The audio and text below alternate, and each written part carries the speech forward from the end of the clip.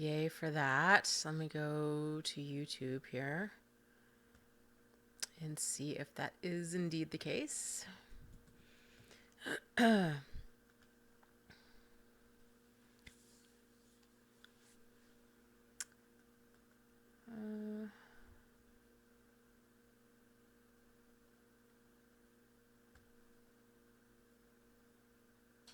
course, my computer is now running slow.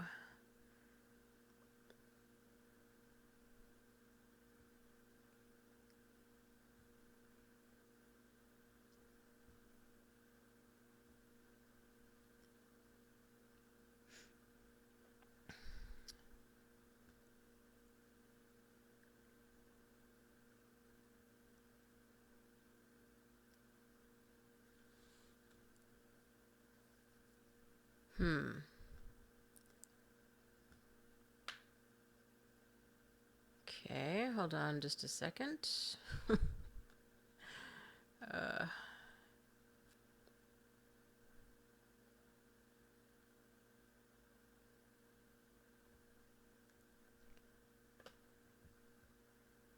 Okay, Overcoming Understanding is here. M. Fisher is here. So before other people join in, Overcoming Understanding, I had every intention of doing my empty buckets video because I told you I was going to update it. I got really sick and I've been fighting a cold ever since. So I'm sorry. I do plan on updating it, but for the time being, feel free to use anything that I have said so far to however you want to use it. But I am working on updating the video. So if I sound terrible, this is why. Yeah, I'm working on it. I have my hot tea with me tonight. I know. I think I sound worse than I feel. So you know, it is what it is. So um that's awesome. Overcoming Understanding is saying her channel has been getting such positive responses. Um, that's really great. So I'm really glad to hear that. And that's good. Good. Positive responses are good. And if and when, she says, your hair looks great. That's what's important. I agree. I'm just kidding. Um, uh, if and when you do start getting trolls on your channel, just don't even let it bother you at all. Just know that. Um, Ooh, Henry Miller says, I'll trade you my replaced shoulder for your cold. No, I'm good. I'll stay with my cold. So I'm sorry if I'm going to be coughing and sniffling and sounding terrible. So Dave is here. Hi, Dave. I have been meaning to try to get in touch with you. I have had an awful lot of stuff going on, which I will email you tomorrow and catch you up to speed with everything. So I hope everything is okay with you. Peace Pom Pom is here, which is cool. Hot Potato, Lotus Lady, Candy. Um,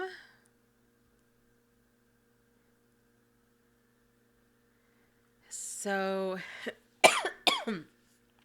I'm really hoping that B Major shows up tonight. So, if you guys, those of you that were here last week, she was saying that she really needed some support because she was going through some stuff with her ex and he'd emailed her. And I had said, yes, we're going to totally support you. And then something happened and part of her chat like went missing. And it was just very strange. And I didn't get a chance to support her. So if she comes on tonight, you guys, we all need to send lots of love her way to kind of make up for that. So that would be nice. She would like that. Let's see. Pepper's here. So how are you guys doing tonight? How's life?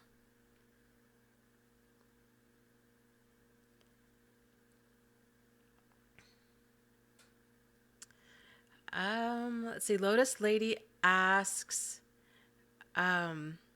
2 weeks ago, there was someone new with the handle that was a date, something like 2002, 12, 21. Does that ring a bell?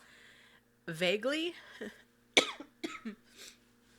Vaguely rings a bell. Why do you ask? What do you know that we don't know? Pepper says life is dramatic. M. Fisher says life is good. Candy says life is good. That's awesome. I love to hear life is good, right? Like that's the goal. Marie says I'm joining. Hi everyone. Hot potato. Hot potato says, "Hey, I cannot believe I got the hang of this chat thing. Greetings from Croatia. Wow, it's 2:30 in the morning here.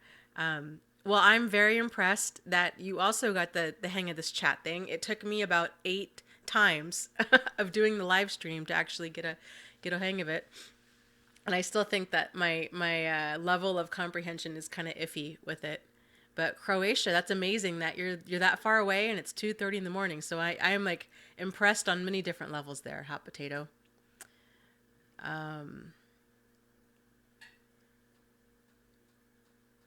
Oh, okay, Lotus Lady. Yeah, I totally don't blame you for being freaked out. It might have just been a coincidence. Probably was a coincidence. Um, but yeah, I don't blame you for being freaked out. I don't remember the exact date of the handle. I think you can go back in the old video and see.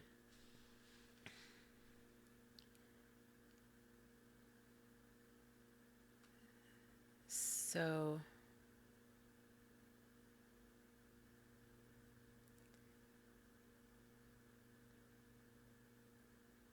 Lotus says, but it made me too nervous to join last week. She's saying that the date on the name was tied to her ex, and that made her nervous. Totally understandable. That would have freaked I think any of us out.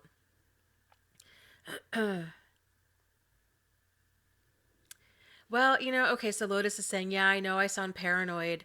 I think we all go through that. Like, we all just go through that because these relationships really make a person question their level of sanity, and it really just shakes your reality.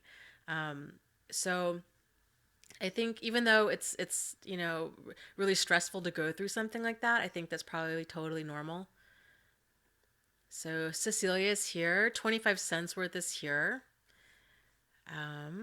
Hey, Effie's here.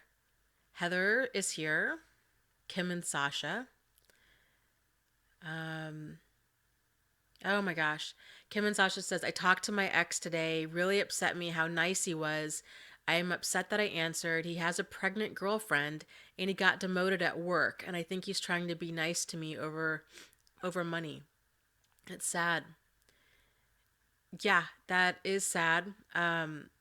Hopefully you can kind of just reframe talking to him and understanding like that's a lot of stuff he's got going on in his life, that drama and chaos that you definitely do not need in yours. So sometimes, even though I'm a huge fan of going no contact when a person can, sometimes in situations like that, going no or reopening contact can actually give you the clarity that a person really needs, because it's sort of like, oh right, like that's why they're not in my life. So okay, Doug is here. Hi Doug. Little D says, hi Dana, I'm new to your support group. I'm having trouble viewing the video. um well, I don't know why you're having trouble viewing the video. Is anybody else having trouble viewing the video? Oh, Kim and Sasha says, "Well, we are not divorced yet." Yikes. Okay, that is quite, yeah, that's quite the painful, reopening of contact then. I'm sorry that you had to go through that.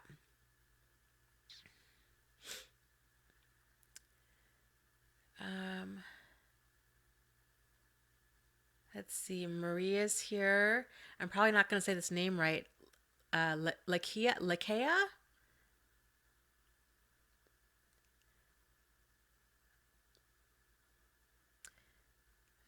Dave says video is fine here.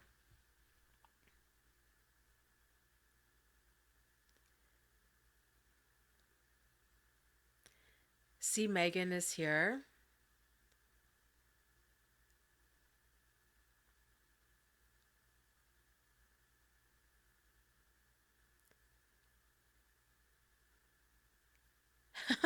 Toxic Relationship says, gosh, Dana, your bangs grow super fast.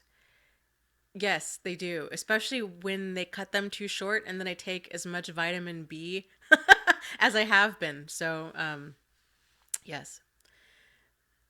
So let's see. Okay, I'm going to try to keep up with the questions here. Let's see. Okay, we've got another person by the name of D here. It says, I wanted to thank you for all the support you're doing for us, making the videos in the Facebook group. This is the first time I got to see the live stream with you, so thank you a lot.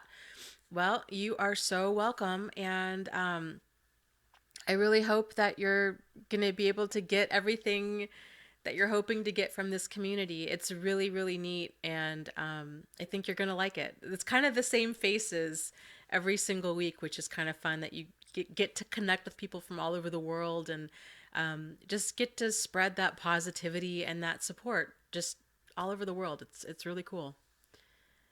See, Leslie says, hi, Dana. I'm new here. I moved into my own place two days ago after 4 years with a narcissist. Freedom. I love it. I love your attitude. And 2 days ago in a new place after 4 years, that's fantastic. How is that going for you? Have you been able to make this kind of, I know you're probably still living out of boxes, but have you been able to make the space your own? Let's see. Jennifer says, I divorced my ex-husband 2 months ago, and I'm staying in contact to have visitation with my two stepsons, who I raised for 12 years. He is hoovering hardcore this week. That is really tough. How are you kind of able to fend him off? What are some strategies that you've been able to use to kind of keep emotional perspective of things? I'll be curious to see what you say. So let me scroll down. So-called chaos says, hey, Dana.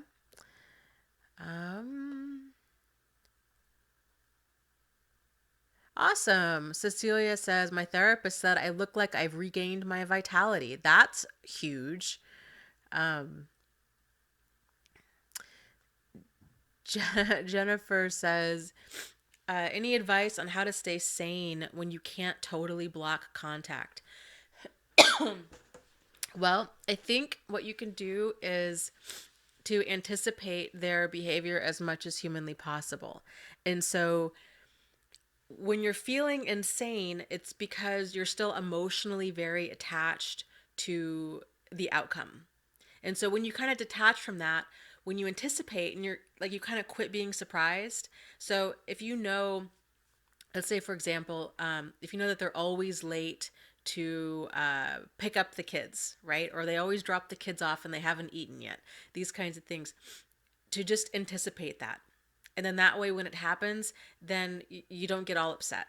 And you're able to kind of just be in the moment and just see things for how they are, not how they should be or not how they could be, but really how they are. And I think the more you can just fully see it, and releasing all those expectations of how this person should act or could act, then that will help a lot to kind of keep your emotional cool during all of this. So, and it's not easy. I mean, it's definitely not easy. It's a huge exercise in frustration because their whole goal is to get under your skin and to bother you. So there's that technique, I don't know if you're familiar with it, called gray rock.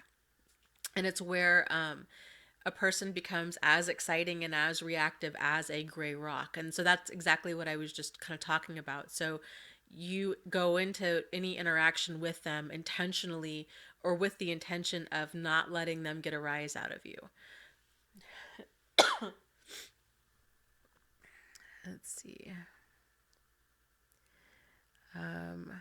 Oh, Doug, you're so nice. Doug says, Dana, you look fantastic. Just saying. Well, thank you. Um, I'm not sure what this comment is in response to, but I absolutely love it. Pepper says, give your child unconditional love and let them know that their other parent's behavior isn't okay. That's so true. And so and she also goes on to say, don't bash the other parent, and you could also end up in trouble. So there's lots of different reasons to kind of take the high ground, but I think we forget too that kids need that validation of what they're experiencing is hurtful and it is crazy making, because just like how we all went through this and we just thought it's just us, like maybe we're being too sensitive, maybe there's something wrong with us, maybe it's we're the problem. Um, I think kids need that validation of, it's not okay to be talked to this way. It's not okay to be treated like this. I'm sorry that you're going through this. Let's kind of see if we can anticipate some of mom or dad's behavior before they have to see them, and kind of try to teach them these coping skills as well, because it's gotta just be that added layer of confusion and frustration when you're a child, and children don't have the vocabulary and the emotional intelligence or even the mental intelligence that adults do to articulate what they're going through. So it's so important that we just keep communication open with them and validate what they're going through as much as possible. Let's see. D0559 says, I am from Brazil. Wow, we've got a lot of people from all over the world here. It's so neat. Hot Potatoes giving me hair tips. You can try horsetail and biotin for hair growth. Hey, Adrian's here. Hi, Adrian. Cecilia says, I'm not out of the woods yet, but I'm getting closer to my goal of having my own place for me, my cat, and going low contact with family. That's great. That's great.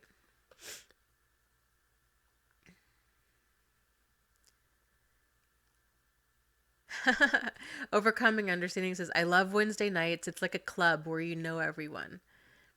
Yes, it is. Hey, Randy's here.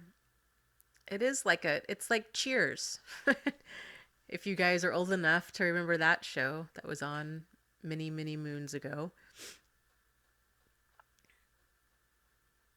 Cecilia's saying, she updated all her videos with her Patreon campaign as well. Very cool.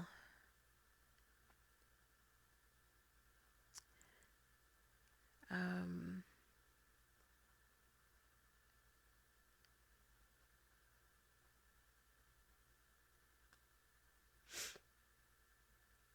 okay, here's a question from Pepper. Dana, what would you recommend as far as how to handle a narc brainwashing your child against you? The parental alienation syndrome. Any advice with that?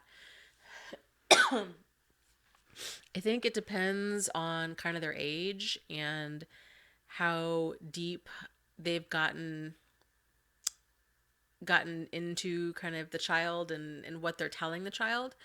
I think what I would try to do is whenever you're spending time with them, to really make sure that your actions and your words line up as much as possible, and to realize that if you try, because they are brainwashed, it's very much like the child has been kind of indoctrinated into a cult, and so you know it's hard to deal with it straight on, because it's you're not fighting logic really, you're fighting more like emotion. And so the other parent has really told them all of these things to get them emotionally turned against the other parent. And so that's I would be curious if anybody else has any tips too, but I would say trying to keep communication with the child open, and letting them know, trying to prove the other parent wrong through your actions and not so much your words. So if the other parent is saying that you're, you know, I don't know, always late, or that you don't care, that you're taking actions to show that you do care, to kind of plant those seeds that the other parent's not being truthful. And then, depending on the age of the child, kind of over time, they might start looking back and realize, well, this is really strange. Dad was saying one thing, but mom's doing another, and maybe mom wasn't the bad guy after all. But it's really, really tricky to kind of untangle that. And I think with keeping communication open too, you can always tell your child, if you have anything that you want to talk to with me, I don't. You might even want to bring up, like, I don't know kind of what your dad said, and we don't need to talk about what dad said. We can just do our own thing, and just have our own conversations, and not trying to make him look like the bad guy, because that's really probably going to backfire on you.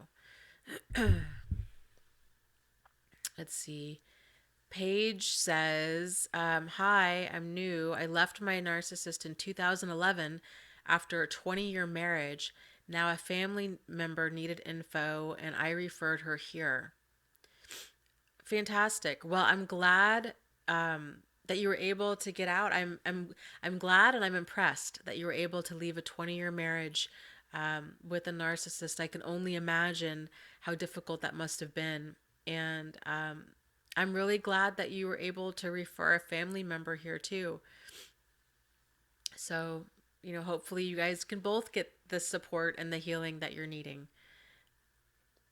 There are, if you guys aren't familiar, there's lots of different support groups out there for healing from narcissistic abuse. And also, Pepper, I would encourage you too to look up, um, maybe on Facebook, maybe just on the internet in general, different support groups for parental alienation in narcissistic abuse, and see. Actually, I would almost put money on it that there's a group or two on Facebook. I know that there's a group on there for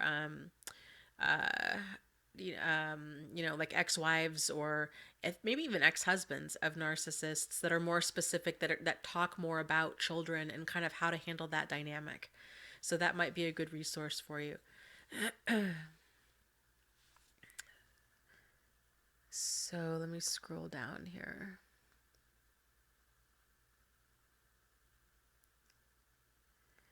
Kinga's here. Hi, Kinga. So, okay, Lakea, I'm probably saying your name wrong every single time, so I apologize.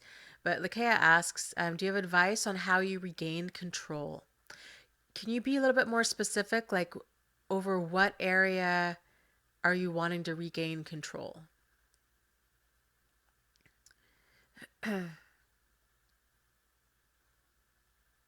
Okay, so Bike says it's impossible to stay sane while staying in contact.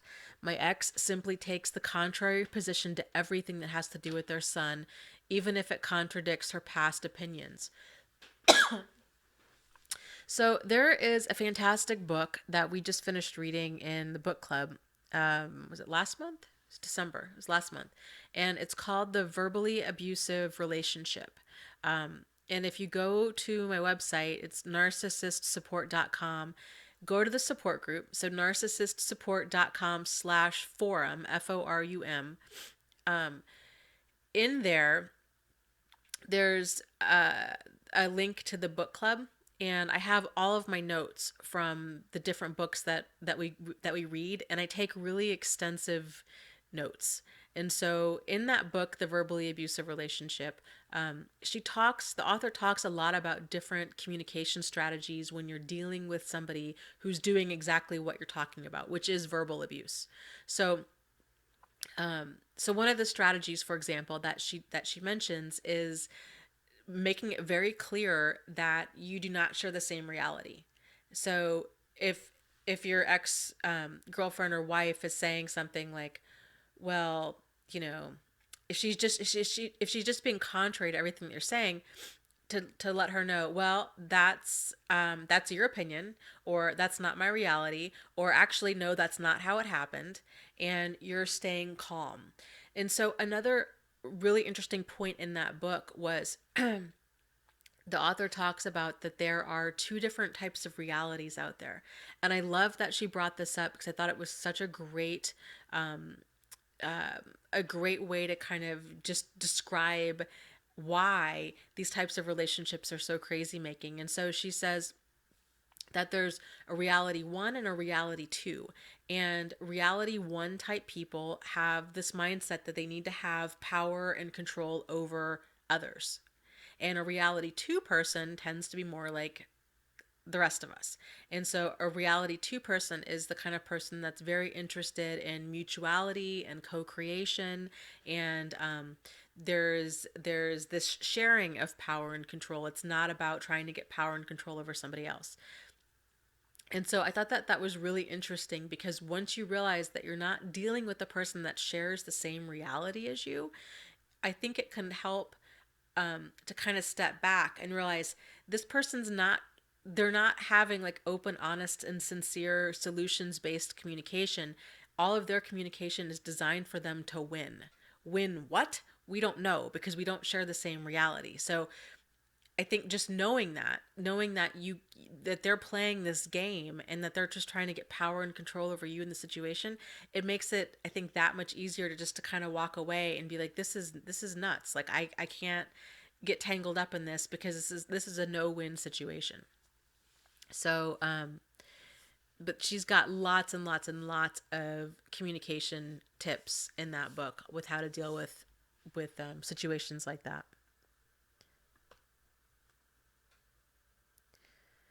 Um, That's interesting. So Hot Potato says we should really start a website which could operate in several languages.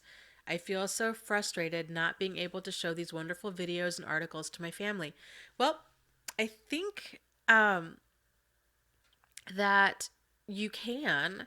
Um, I think if you go to Google, doesn't it give you the option of? Let me go to my website.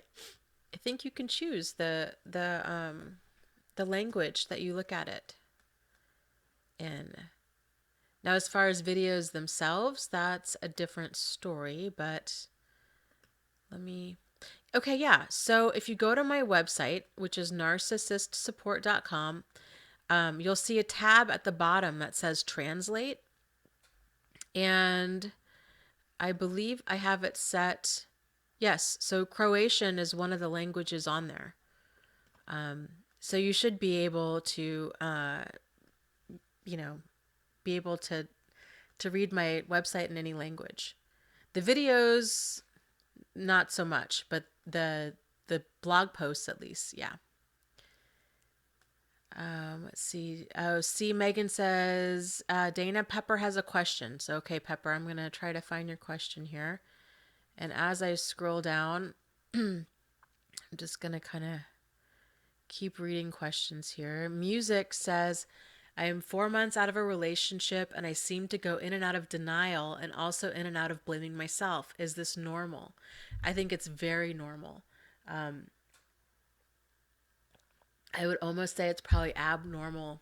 It would be abnormal if you didn't do that. Because it really is so crazy making. So, maybe try writing out. So I always encourage people to make a list called, of for when you miss them. And so, and to really spell out exactly why you had to leave, why the relationship wasn't going to work for you. And I think writing it out helps to kind of see more of what you've gone through. Also, if you haven't already at least taken a little bit of time and looked around in some support groups, I think you're going to find that very, very validating. So it's really common for people that are fresh out of these relationships to not be able to really identify what they went through. It's like they just know that it wasn't good, that it was really kind of crazy making, but they can't quite pinpoint it. And there's several different reasons for that, but one of the big ones is because they're so manipulative that when everything is kind of said and done, it's so disorienting that the victim can't even articulate like what happened. But I think you'll find if you go into a support group and you start reading the stories of other people in there, you start seeing your elements of your own story reflected back at you, and so that can be very validating, to see that and to realize that you're not alone.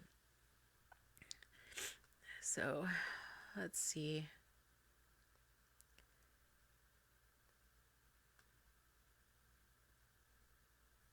Ugh. D West says, mine just hoovered. She posted to social media, learn to give your absence to those who don't appreciate your presence. She dumped me 2 years ago and is married. Still, yeah, that kind of stuff is crazy making.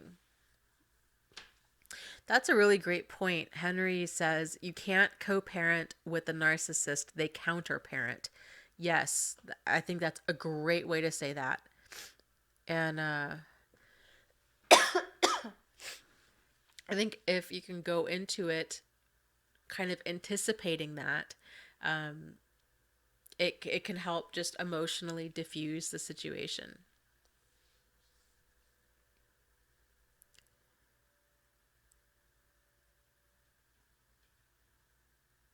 That's a really great, um, maybe not great way, but I think it's a helpful way to look at it. Leslie says, this has helped me to stay detached. I think of my ex as an ATM. He only provides, I'm guessing it's a he, they will say they only provide support. I don't ask for anything else because I wouldn't ask my ATM machine to be responsible or caring. Yeah, that makes total sense. Um, so Cecilia, what happened last week? She said, because of all the stress I handled last week, I have had a really horrible experience donating plasma. I really could have been hurt. Last week was awful.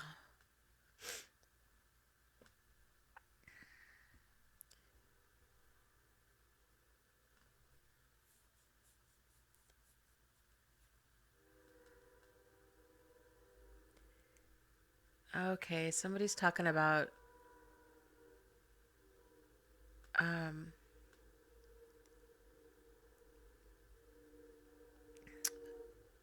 suicidal thoughts, and I can't find the beginning of that conversation. But so, kind of in a nutshell, if anybody at any given time, regardless of who they are, if they said that they, if a person tells you that they are wanting to die, that they want to commit suicide, um, really call 911. That's all any of us can do. Um, because even if they are, quote unquote, being attention seeking, healthy, balanced people don't do that for attention seeking. And I'm a big fan of erring on the side of caution. Um, and so it's just one of those things. If you call 911, give them their address, have them go over there and just do a welfare check, it's either going to potentially help save their life, or it's going to show them that this is not something that they can use with you to be attention seeking. So I would call 911.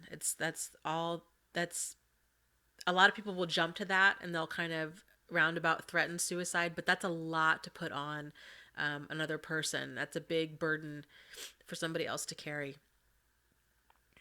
um M. Fisher says it's helpful to use that pop out chat and minimize the big area. It makes it easier to read and keep up. I don't know where the pop out chat thing is that you're talking about. Let me see if I pop out chat, huh? Let me just mess around with this for a second here. Maybe I shouldn't be doing this. Okay. Let's see. While I'm messing around with this, D West says, Dana, any insights on EMDR therapy? Um,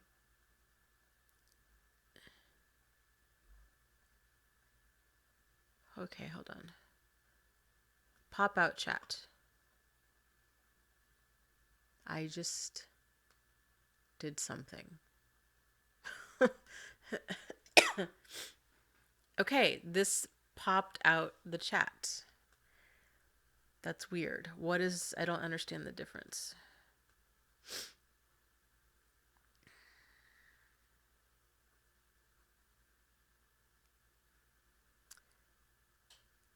Okay. Maybe this is easier. I don't know. We'll see.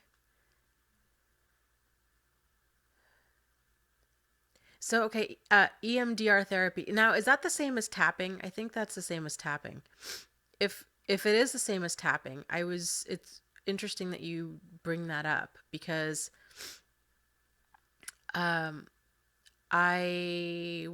have a friend who's a therapist who's really, really big into tapping and absolutely swears by it. So I've heard tons and tons and tons of really positive things. Okay. Okay. Oh, what am I doing? Messing with the chat and it's maybe not working.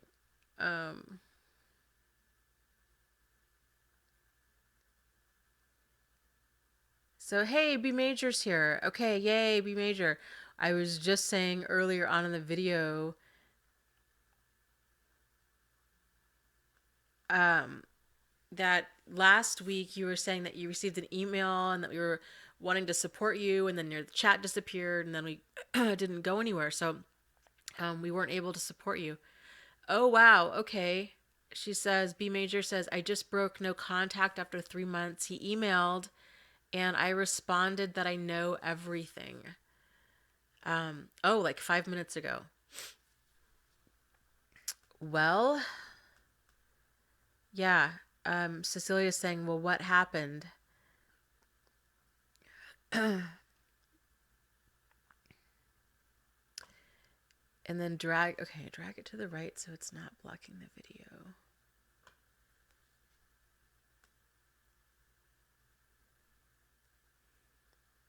Oh, okay.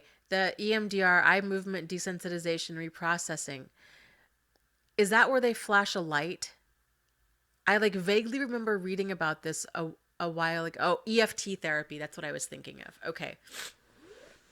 The EMDR, yes. I don't know firsthand. I know that when I was working at the domestic violence shelter, that therapy was kind of just first coming out, and that they were talking about getting some training and offering it there.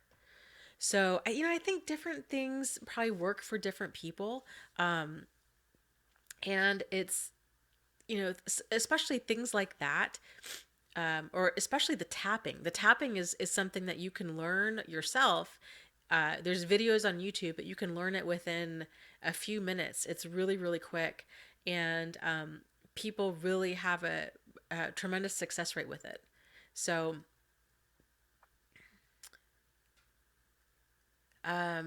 let's see. Dalva says, Dana, I have a curiosity. Has any narcissist tried to say something negative about your videos and try to make you stop doing them so that people could not know more about their behavior? Yes. So I had, yeah, it's been quite the quite the year. Let me say that, with videos and stuff. I had my channel taken down for a week. It was falsely reported for a bunch of nonsense. And I learned a lot from that, though, because if that happens again, I think I know what I need to do now to actually file charges against somebody. So, so that's probably what would happen if somebody were to do that again. I do have an attorney who's continually on hand because I have had a handful of issues with my channel. So I have filed just one police report, actually fairly recently, and so I've had some issues. I've been a little bit surprised Um, with, I guess I've been surprised with the issues, but, you just like it's just, it's part of it. So let's see. Okay, so B Major says he wants to know what I'm talking about, but I haven't responded. I'm letting him sweat it out, but I'm the one sweating. Well, and I guess to, um, I would ask kind of by letting him know that you know everything that you know, like what would be the goal in that? And would it in any way, shape, or form put you in harm's way? Because if it does, then I would be really, really careful.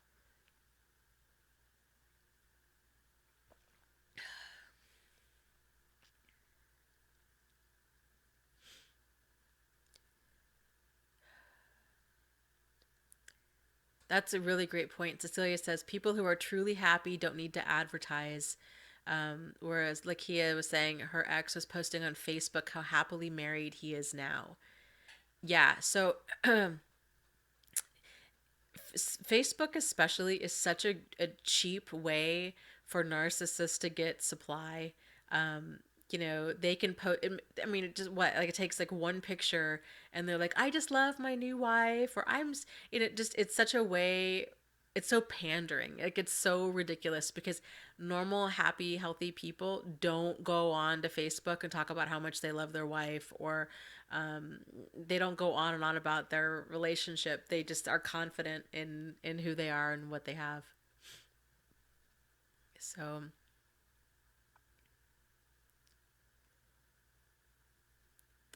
um,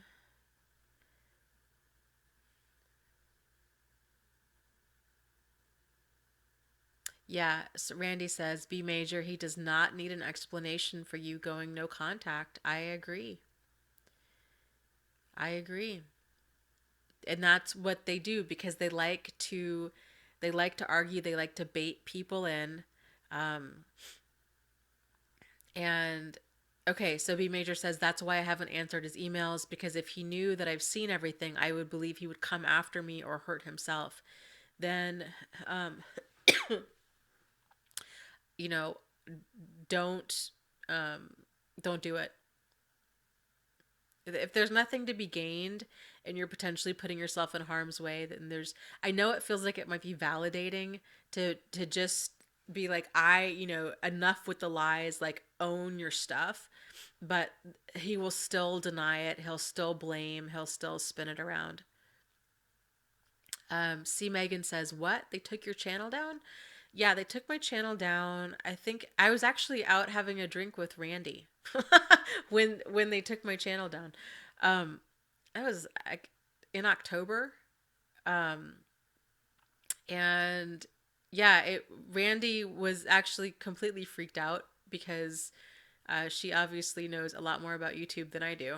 So like I really thought it was just a fluke thing and that my channel would be back up like in no time flat, and it took about a week. It was ridiculous. Um, oh, let's see. Um,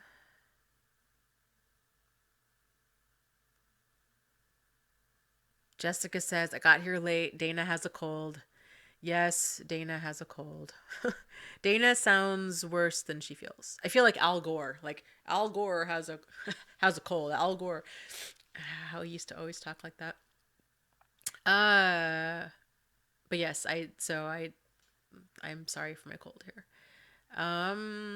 Okay, Nisa says it's been 3 weeks now since I left my narcissist. He's leaving me gifts at my doorstep and sending me letters. He explains how sorry he is for hurting me and says he will change.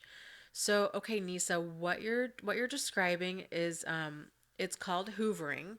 And hoovering, it's a term if you're not familiar with the term, it's named after the Hoover vacuum, and it's where manipulative or abusive people they try to reopen communication through ways like that. So it's either seemingly very kind of innocent communication, or it's gifts and apologies and promises of change, which is all called future faking. And so this is what they do, and they try to get the victim to reopen communication with them so they can suck them back into the relationship. So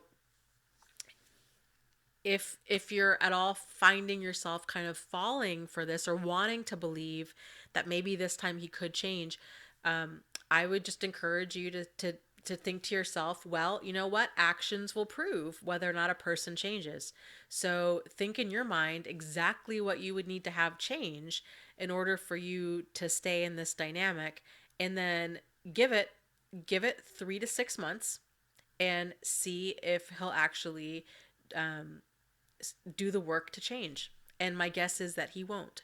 So a lot of times they're like a little kid that'll just promise, like a little kid who wants something, like that wants a puppy, and they promise, like, I promise I'll walk the puppy every single day, and I'll feed it and water it and bathe it, and I will be so good, and I and then they swear up and down that they will be the best puppy owner ever. And then if you give into that, then they don't do that, and then it's the same kind of thing. Like, they really amp up that level of intensity in order to get what they want, but they very rarely follow through on their promises.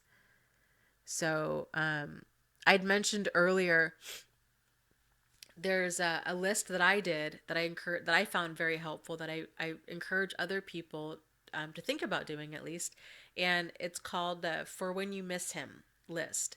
And so now on this list, you write down in kind of bullet points, so it's easy to just skim all of the reasons as to why you want out of this relationship, or why this is not a healthy relationship for you. And so when you do miss him, and things like this do happen, and he's promising change, and there's flowers and letters and all of this kind of stuff, you can go back and read that list, and that list will kind of wake you up and be like, oh, wait a minute, what am I doing? Right, I can't be with this person. So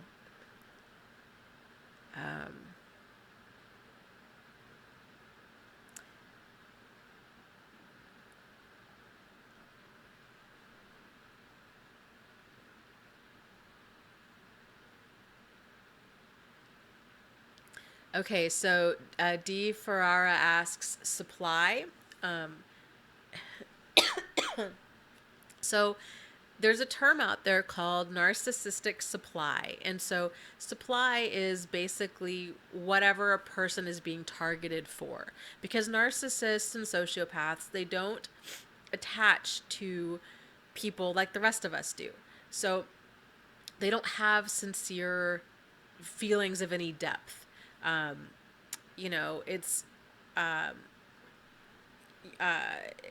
very shallow emotions, and so they use people. So they tend to use them for shelter, for transportation, for money, for sex, for social status, for public image, these kinds of things. And so and this is why their choice in partners, it seems very erratic and very illogical. So like a lot of them might not really have like a physical type.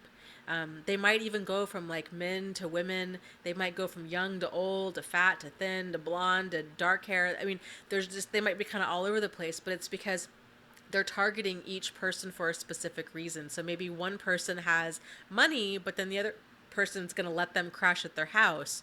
Or, the other person might be giving them lots of attention or affection, or the other person might be somewhat famous and very well connected. So, hey, Pula's here. Bike Montreal, yes. Okay, so you bring up a fantastic point, and he's talking about the kicker is that men aren't allowed to be abused. And yes, this is one of like the great fallacies and giant pieces of misinformation that's out there. and something that I'm definitely trying to do a lot better at, with kind of showing what men go through, because, you know, society has this idea of what an abusive person looks like, and what abuse is, and what a victim looks like, and what a victim kind of needs to go through. And so there's kind of just this stereotype, right, that only women can be abused. But this is not true. Of course, men can be abused as well, but it's not recognized. And really, even what women go through as far as abuse goes, unless the woman's got like a very visible black eye and the guy comes across as like this big mean jerk, a lot of times, even with women, it's still not recognized as an abusive relationship. So men go through it far much worse. There's actually, and I'm not trying to kind of get you to go in this direction, but there's an interesting group I've recently come across, called MGTOW. I don't know if you guys have heard about this. It stands for, it's MGTOW. It stands for Men Going Their Own Way, and my guess is that it's a group by and large kind of formed by men that have really gone through hell with women. And so these guys are just kind of piecing out, and they're like, we're done. Like, we're done with, we're tired of getting the short end of the stick. It's kind of more of this extreme men's movement. They actually have quite a handful of really interesting points, in their group, because they're questioning, a lot of things, because men don't really have a lot of power, as far as, like, if husband and wife get divorced, it's more often than not, the men don't get full custody. They have to pay child support. The woman has a lot more power than the men do, and if you get a man who's trying to divorce a very abusive woman, it's just victimization on many, many different levels. So it's just interesting, coming from kind of my background with being a female victim, and then working at a domestic violence shelter, and only being taught kind of what women go through, and then only, experiencing what a woman goes through. It was very eye-opening to really get more into that MGTOW group, and see more of the male experience. I had no idea. I was very ignorant to all of it. So I'm glad that you're here. I'm glad that you're speaking out about what men go through, because there really does need to be, a voice to this. And for the women that are listening that might be upset by me saying all of that, it's it's so important that we realize that abuse does not discriminate. It doesn't see gender, it doesn't see color, it doesn't see age or religion or sexual orientation or any of that. Abuse is abuse is abuse. And if we only think that it's a female issue, then that hurts everybody. It hurts our sons, it hurts society, it hurts, it really prevents healing. So yeah, so you're not alone. And you know there's lots of men out there that are going through that, what you've gone through. There's a handful of men here tonight on this chat that have gone through what you've gone through. So D West says, I still have my doubts as to whether or not my ex is a narcissist. So let's talk about that for just a second, after I have some tea. A lot of people, myself included, tend to get hung up on that. This idea of, was my ex really a narcissist, or was she just, really, really problematic? And so my response is always, don't get hung up on the terminology, because it's not the terminology that's important. It's the behaviors that the terminology points to. And so if she was, you know, abusive in any way, shape, or form, it wasn't a healthy relationship, and the end result kind of needed to be the same, right? So it doesn't matter if she was a narcissist or a sociopath or just really, really a difficult woman. If she was abusive at all, if she was minimizing or demeaning or, you know, kind of making you question your reality or blaming. If she didn't have open and honest and sincere solutions oriented communication, then you really can't have a healthy relationship with somebody that's not at that place. So sometimes just knowing that the relationship is toxic, not sometimes, that's enough. Like that's enough. If the relationship is toxic, that's totally a valid reason to walk away from it. So let me scroll down here.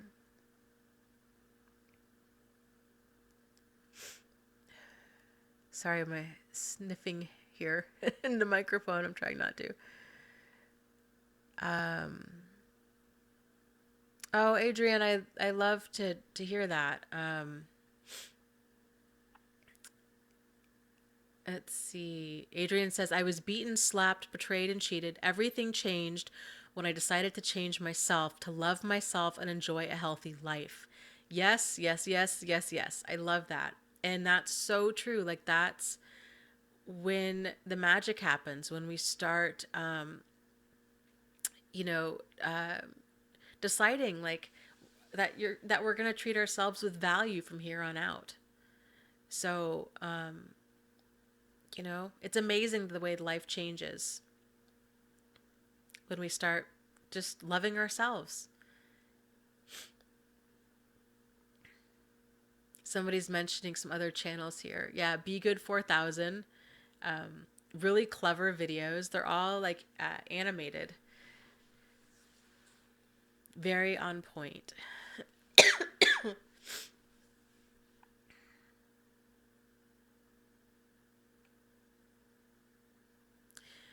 Bike Montreal saying, I don't know if my ex is really a narcissist. She just acts like her own priorities are the only priorities. Well, that's enough to be really problematic. So just knowing that somebody's problematic is enough reason to kind of distance yourself.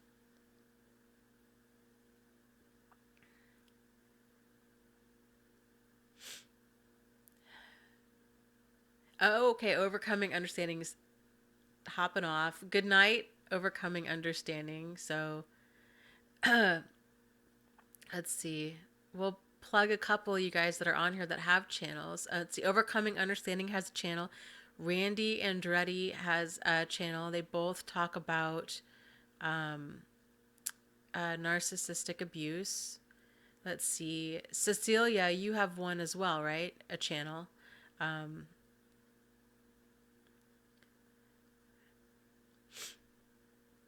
Used and Abuse says, Dana, do you recommend therapists?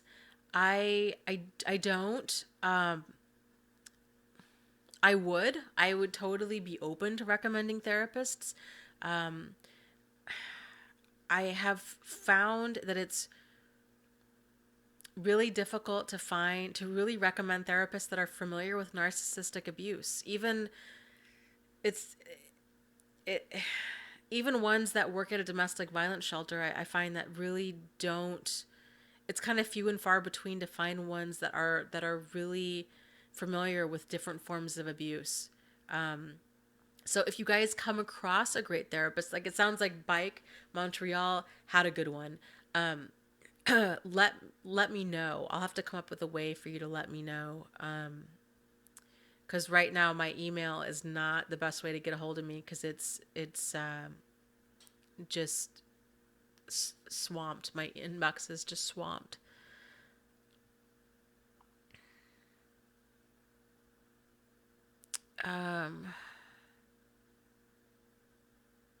Let's see. Used and Abused says, I am seeing one in the domestic violence shelter. Okay, that's good. And therapists, finding a good therapist is like finding any other good professional. It's like sometimes, you just have to kind of go through a few of them and find one that you have a good fit with. And so you can tell a lot by a phone call, just talking to one for 10 seconds and seeing if you kind of have that click there. And it's okay if you don't click with them. And because not everybody's going to to have that rapport and that connection with everybody else. That's a great question. Dalvis says, Dana, how many people do you know around you that have been abused by narcissists? I think it's a lot more common than we realize. I think it's way more common than is recognized by like mainstream therapy for sure. I know a lot, and it's really interesting once people know that I do this, they tend to open up to me. And I don't know. I think pretty much every single person I've ever talked to that has found out about this has had some sort of story to share. I mean, I was at the dentist a few months ago, and my dental hygienist was telling me all about her ex husband. And kind of out by where I live, I was out at this park, and I got to talking with one of my neighbors, and she just poured out this story to me about she had an experience at work that was awful. So it happens quite a bit, and that's one of the main reasons that I think it's so important that we kind of expand our radar for problematic behavior instead of problematic people, because it's really easy to learn what I call learning the wrong lessons. So it's really easy to think to ourselves, well, well, I'm never going to date a redhead again, or I'm never going to date a Latin man again, or I'm never going to date, kind of fill in the blank. Because our brains tend to link up what was different about that situation that caused us pain, but our brain may not be correct because it's probably going to latch on to more like obvious differences, right? But it's not that the person was a redhead and that was the problem, or that they are, like me, like a short little Sicilian girl. It's the problem is that problematic behavior is the problem. It's not about how a person looks or their gender or their nationality or any of that. So, hey, Martine is here. Hi, Martine. Um, let's see. Used and Abused said, I just said I was never going to date anyone again. So, here's kind of my thoughts on that too. Oftentimes, I think I would be curious to kind of like do a poll about this or something. Um, a lot of us that have experienced the narcissist in our life, if we kind of expand our view and we look at not just like problematic relationships we've had, but look at problematic friendships. Like, in what other areas have you had kind of these one-sided dynamics, or where you have been the person that gives and gives and gives, and that they take and take and take? Because I think a lot of us have had problematic people in kind of a lot of different areas of our life, and it's really eye-opening when you take a step back and you realize, oh wow, this has been going on for quite a while. And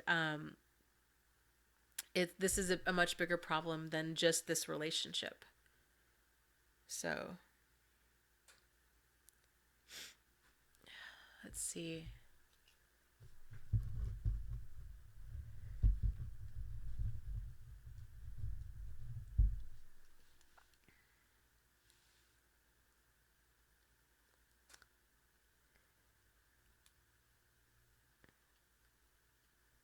Lots and lots and lots of comments are coming through here.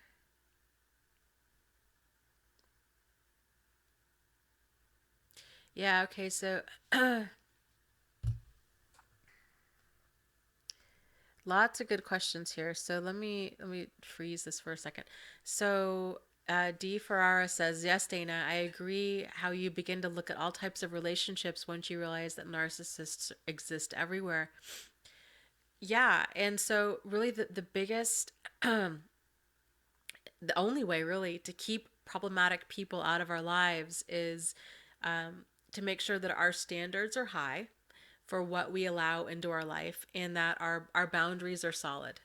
is kind of the only way to really do that. And of course, manipulative people can easily slip under the radar. And this is one of the reasons it's so important that we really go slow with friendships and especially with relationships, and get to know that person, because these kinds of people, they move fast, they move really really fast, and if they can't get us to move fast too, then they tend to lose interest and they move on.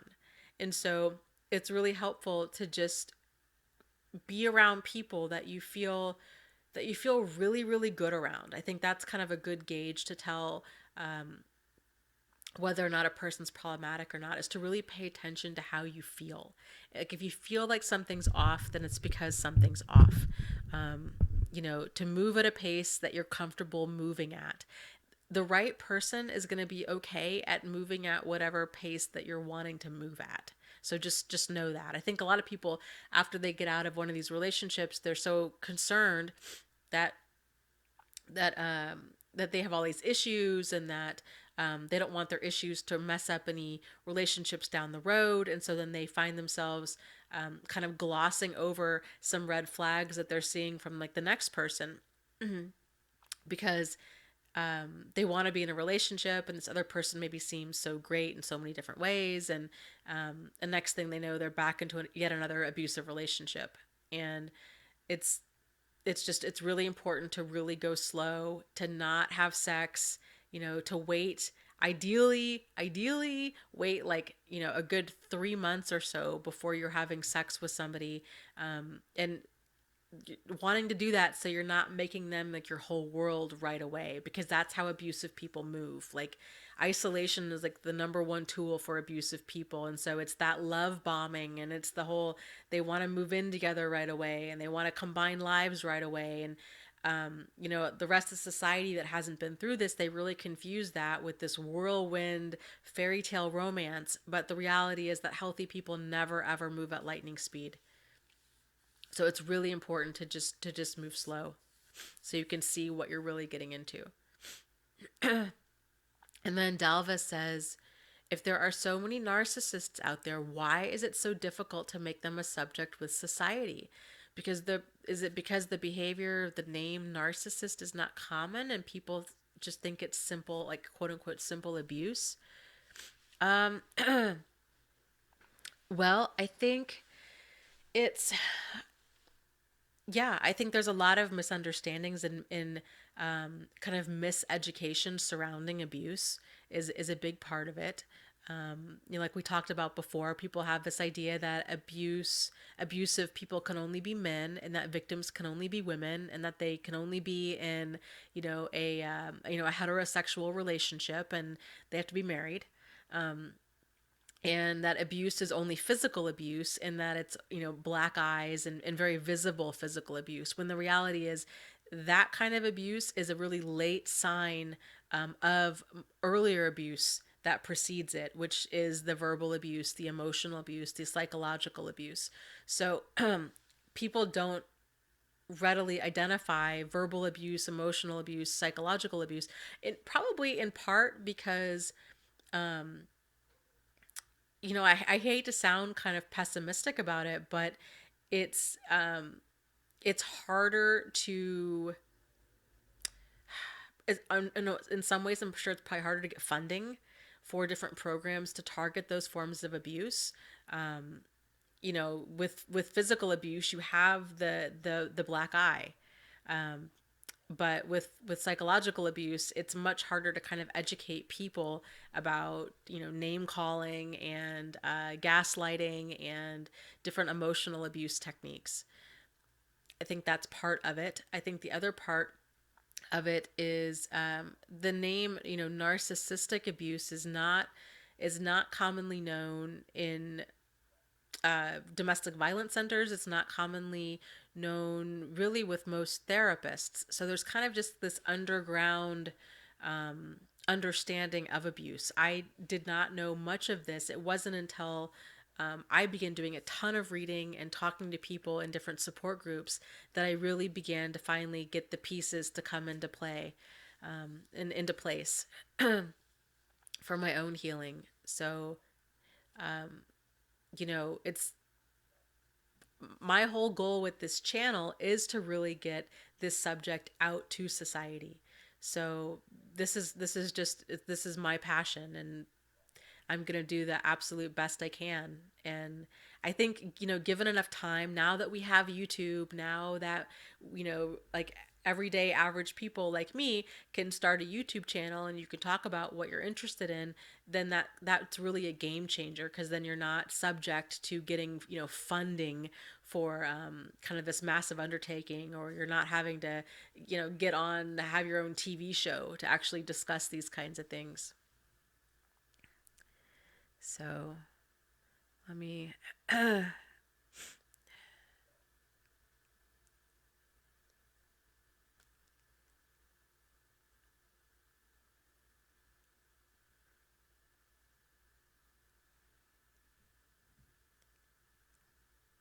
Um,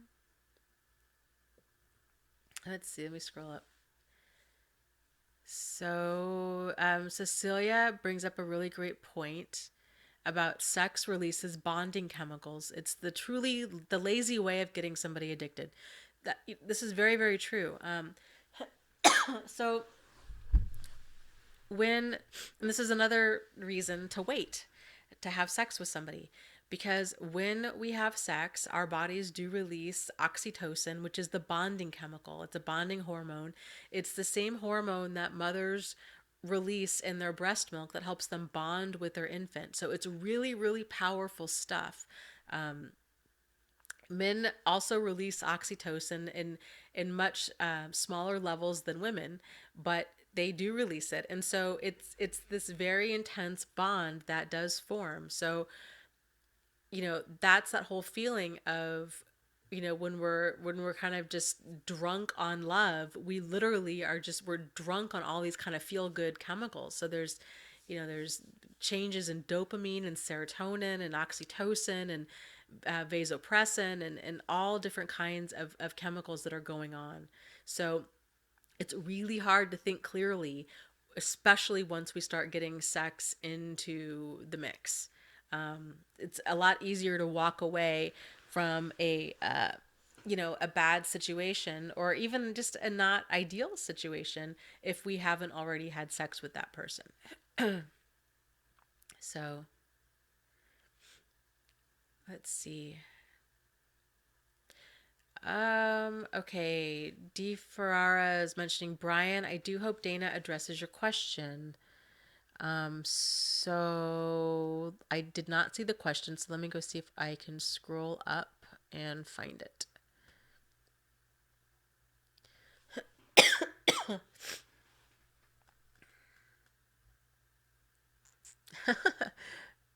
Martine, you're funny. And okay, so Martine was saying, well, I release heaps of oxytocin and I'm a man. I'm like a drunk fool when I've had good sex with somebody. And so lots of men are. So I definitely did not mean to kind of minimize that for men. Okay, Brian, I am trying to find your question. You might have to repost it because this chat is not the easiest thing. Okay, in the meantime, music brings up a great, great question. It says, if we grew up with psychological abuse and have coping mechanisms in place, it might not register to us until it passes what we have already endured. What are your thoughts? I think you're absolutely right on target. So, there's this saying out there that we don't, especially with people, that we don't move to, we're not attracted to what makes us happy. We're attracted to what makes us comfortable. And so a lot of times what's comfortable is what's normal. And so if we grew up in a household that had some level of dysfunction, which is pretty much, I think, all of us, then that might not that's probably not going to register as dysfunction. It's just going to kind of register as normal. So if you grew up in a home where parents drank or did drugs, or there was a lot of chaos and yelling or those kinds of things, or put downs, that might be a person's level of normal. And so that can be, if that level of normal goes unchecked, that can be really dangerous, because they might find themselves in yet another abusive relationship, but they might not realize it's abuse because it's not as bad as what they grew up in. I see that a lot. It's sort of like, well, okay, this person might hit me, but they don't hit and kick me, right? Or they call me a bunch of names, but they don't beat and rape me. Well, it's still abuse. It's still a really dysfunctional, hard way to live. But it's kind of, everybody's got their line for normal, which is really sad, you know. So I think a good way to kind of have it register with us before, we spend years and years in a situation like this, is to ask yourself how you would feel if you had a younger sibling or a good friend. What advice would you give to them if they were in this exact same situation? I think sometimes distancing ourselves from it and thinking of it in terms of what would we tell somebody else that we loved who was dating a person like this, can really help to give us clarity as to what issues that there are in our relationship. So let me scroll.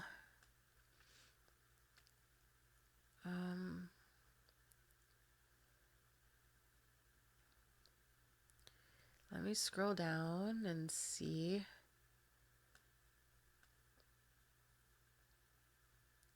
Okay, somebody looks like they reposted Brian's question. Um, question was, I was in a 7-year relationship with a narcissist who I believe is a sex addict. This person would engage in disturbing, unsafe sex outside of our relationship and expected me to be okay with it. Is this common with narcissists? Yes, that is. So, but at the end of the day, too, you know, narcissist or not, that's really problematic behavior. And if that's deal breaker behavior for you, which it sounds like it is, and I don't blame you, then that's, this person doesn't need to have like a full blown personality disorder for this relationship to not be right for you. So just having problematic behavior in general, it's okay for you to leave that relationship. And so here's kind of my new I think, when I talk about having high standards, for kind of what we put up with, or what we not even put up with, but for what we have in our life, I think a good kind of rule of thumb to shoot for is to only be in relationships that enhance your life. So if you find that this relationship is taking from your life, then it's not the relationship for you. And so kind of what this looks like on a regular basis is gravitating towards those people, those friendships, those relationships, those people, places, things, ideas, kind of you name it, that on a scale of fulfillment, on a 0 to 10 scale of fulfillment, that those things are either a 9 or a 10.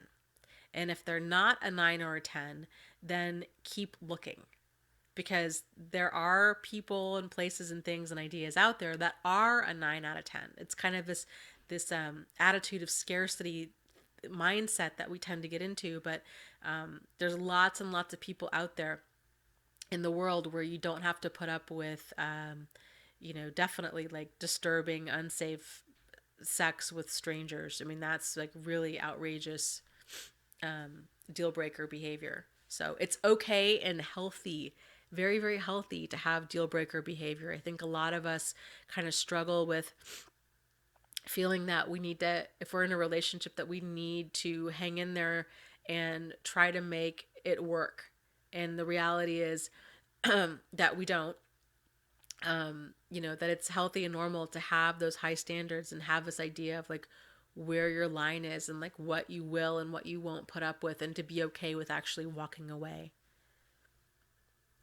So let me scroll down.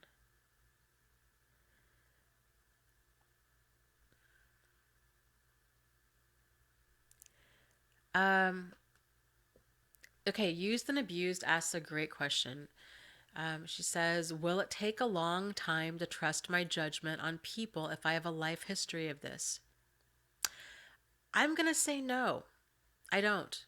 I think, if anything, it'll be the exact opposite because you have the unique vantage point where you know that there are a wide variety of really toxic people with really toxic behavior out there. A lot of society is very ignorant to that. So, you know what's out there.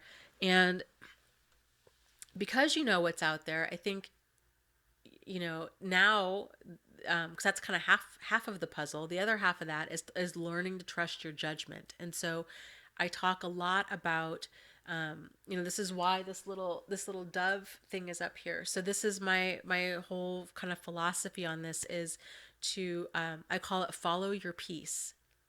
And so it's really kind of following your judgment is what it is. And so if you're feeling like something's off, if you're feeling if you're feeling confused, if it's the feeling of, is it me or is it them? If you're starting to wonder these kinds of things and have this kind of confusion, that's a sign that it's you need to slow down and take a step back and observe this person and their behavior a little bit more closely. And so this kind of takes a little bit of practice with judgment and with kind of practicing it. But once you get it down, it is such a great feeling to just know that you trust yourself enough to stay safe. And, you know, so kind of how you can start doing that on a regular basis starting now is to continually check in with yourself with every little thing and getting in tune with how are you feeling with every little thing. So like for example, I'm drinking this cup of tea. Like I could ask myself, well, how do I feel about this cup of tea? Do I like this cup of tea? Okay, I do. I like this cup of tea. This is good. It could stand to be a lot warmer, but I like this cup of tea. Okay. What else? How are you feeling about, and then maybe go for a walk in your neighborhood and be like, okay, how do I feel about this person? Do I feel, you know, do I feel safe and secure around them, or do I feel a little bit weirded out? And why? And then start paying attention to your feelings and not judging them. So I think a lot of people that have gone through a lifelong history of abuse, they have really, for a wide variety of reasons, kind of learned to distance themselves from their emotions. And so, but it's cool because once you start to reconnect with your emotions, I think you're going to be that much further ahead from a lot of other people out there. So just taking the time to just keep checking in with yourself. Are you sad? Are you happy? Are you anxious? Are you feeling depressed? Are you feeling overwhelmed? Are you feeling content? Are you feeling, enjoyment? Are you feeling excited? And just getting used to what different feelings feel like. And so when something's off, when a situation's off, then you're going to be more confident in why that you're feeling that way. So if something's like you're like, ooh, I don't know, I'm not I feel weird. I feel unsettled, I feel uncomfortable, I feel hesitant, I feel suspicious, I feel guarded. You can slow down a little bit and you'll be able to more readily pinpoint why that is. So I think that'll help. If you have a library near you or if you're on Amazon or whatever, there's a great book that we finished last no, it was this month. I just happened to finish it early. There's a great book that I highly recommend called The Gift of Fear by Gavin de Becker.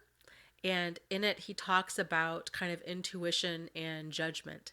And it's absolutely fantastic. He talks about it more from like an extreme point of view with like predators. So that book might be kind of a trigger. So just kind of know that. But it's interesting. And so he kind of walks people backwards through a scenario and he's like, okay, these were the warning signs that that were there, that the person missed kind of for whatever reason. And so a lot of it's like society just tells us we're not taught this stuff. So a lot of us don't have good judgment. You know, there's that saying out there that good judgment comes from bad judgment, and there's a lot of truth to that. So, kind of for what that's worth, but just go slow. The biggest ally that all of us have is time. So just going slow and getting to know somebody.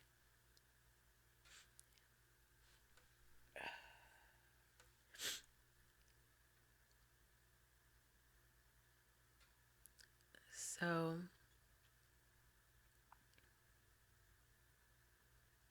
True Love says, I'm more than a year out of my relationship and I still wake up crying over why this happened. I'm trying to date but not feeling that connection with anyone yet. I still miss my ex. Um, well, I think it's understandable.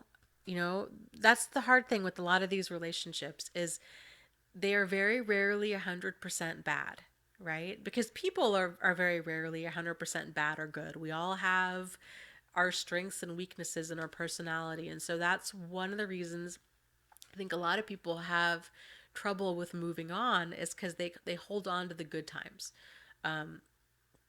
And so, if you're still crying over your ex, honey, you're not in a place yet where you're ready to date.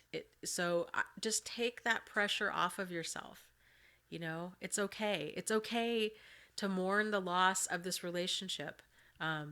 It was a real relationship to you. You had real feelings, and it meant a lot to you, and that's okay. It's okay to be sad. It's okay to cry about it. It's okay to have that grieving process.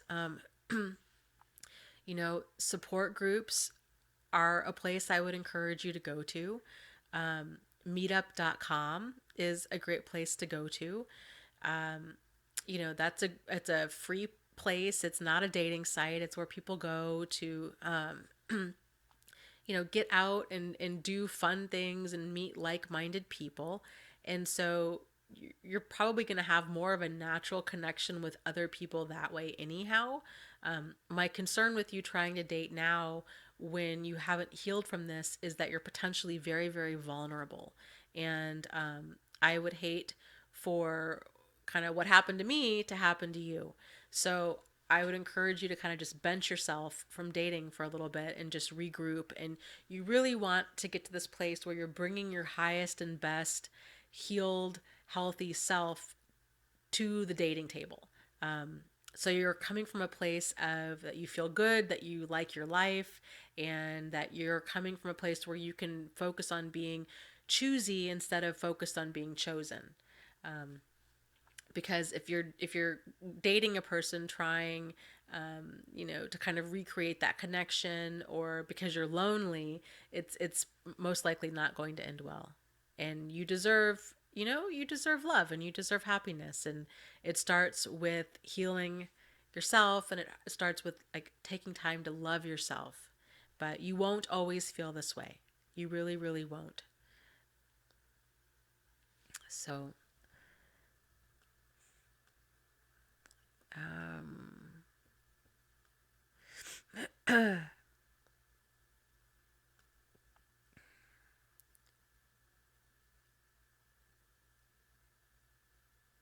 Sarah asks, Dana, why does the narcissist try to get a rise out of you while at the same time feigning calmness themselves? He acts all calm because he's high,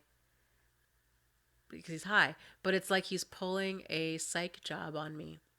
Um, I think it's because it goes back to that whole power and control, right? So that's his way of getting power and control over the situation. So in poker they call it putting a person on tilt, right? So it's pushing a person emotionally to get an emotional response to kind of knock them off their game. And so that's what narcissists do. They put people on tilt all the time. And it's exactly that. Like, they spin another person into this emotional turmoil. They're cool and calm and collected because they don't have emotions like we do, and they're not emotionally connected. This is all a big game to them. And he's coming from a reality where it's the goal is to win. It's a win-lose situation for them, whereas for us, we're trying to have kind of this mutual reality where it's a win-win, right? And we want to win, we want a happy, healthy relationship, and we think that they do too. But the sooner we realize that that's not what they're after, that they are playing to win, and that we're playing,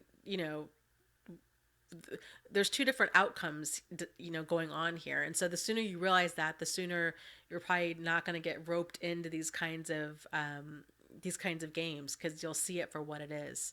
And that'll make him crazy, because they don't like that, being beat at their own game.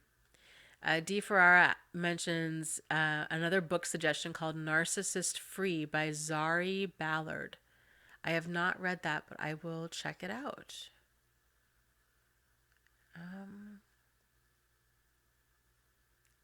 Sarah says, "Thank you, Dana. You're so welcome." She says, "I've been losing for 2 years with the psycho." Well, it's one of those things. It's like, none of us knew we were even playing a game, let alone that we were playing a game with somebody who was playing to win. I mean, it's just such a surreal experience to wake up and you're like, oh my God, I'm losing at this game I never even wanted to play. Like, how did I get here? Like, it's just nuts. So, and I love, yes, hot potato. What a great way to put that. Hot potato says, Sarah, it's not lost time, it's wisdom gained. That is so, so true. So true.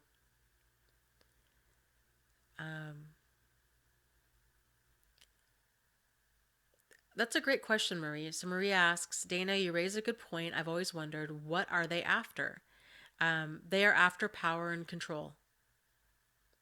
And that power and control kind of comes out in many different ways. And so it's kind of like a little kid where they have that mindset of what's mine is mine and what's yours is mine.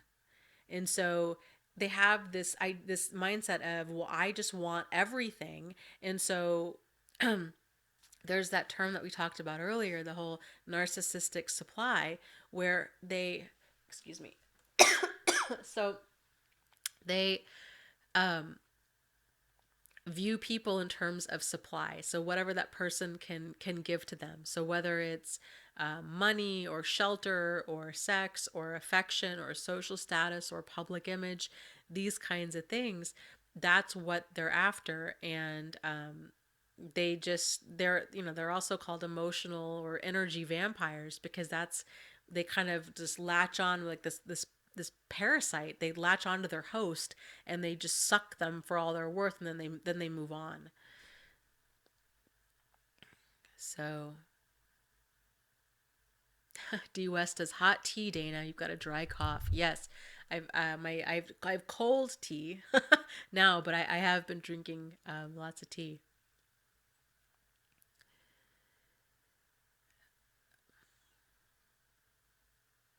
Sarah says, I supplied him real love, affection, attention, my good energy. He vamped me good, that parasitic bastard. Yeah. So that's what they do. And that's the thing, is like, we can't fix a person through loving them. We can't love them well. And a lot of us get caught up in this whole idea of, well, we'll just try to love them. We'll just show them how much this relationship means, or how much they mean. And if we just give and we give and we give and we give and we give, and it's never enough, and they have their own empty buckets, and they take and they take and they take, and it's like, you can just give and give and give, and it's like 10 minutes later it's like it never even happened, just because they're so empty inside for whatever reason. And it can totally drain a person. And so that, I think, is a good sign, for a lot of us with more codependent tendencies. we tend to set up these dynamics where we are sinking ourselves in order to save somebody else. And so those types of like one-way relationships aren't healthy. And definitely worth looking at, so you don't find yourself in that dynamic again. Because I think it's very rare that people that are in a relationship with a narcissist only date one. So that was like a big aha moment for me when I found myself dating two, almost back to back, and then I dated a crazy one in high school. I really began thinking like, how is this like statistically even possible? And then really expanding my horizons and really seeing like the amount of problematic people I've had in my life. It was very, very eye-opening. I really thought each incident was kind of its own isolated incident. I didn't realize that this was kind of a pattern of behavior within me, with my boundaries and my standards, and how I was relating to other people, and that I was letting in a lot of the wrong people in my life and not even aware of it at all.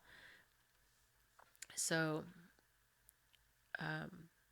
but don't, with all that said, you know, if you are capable of real love and affection and attention and good energy, there's lots and lots and lots of people out there that would love to have that. So don't lose that side of yourself, because that's really why you were targeted. So Brian recommends Ross Rosenberg's book, The Human Magnet Syndrome. I just started reading that book, so I will let you know by next live stream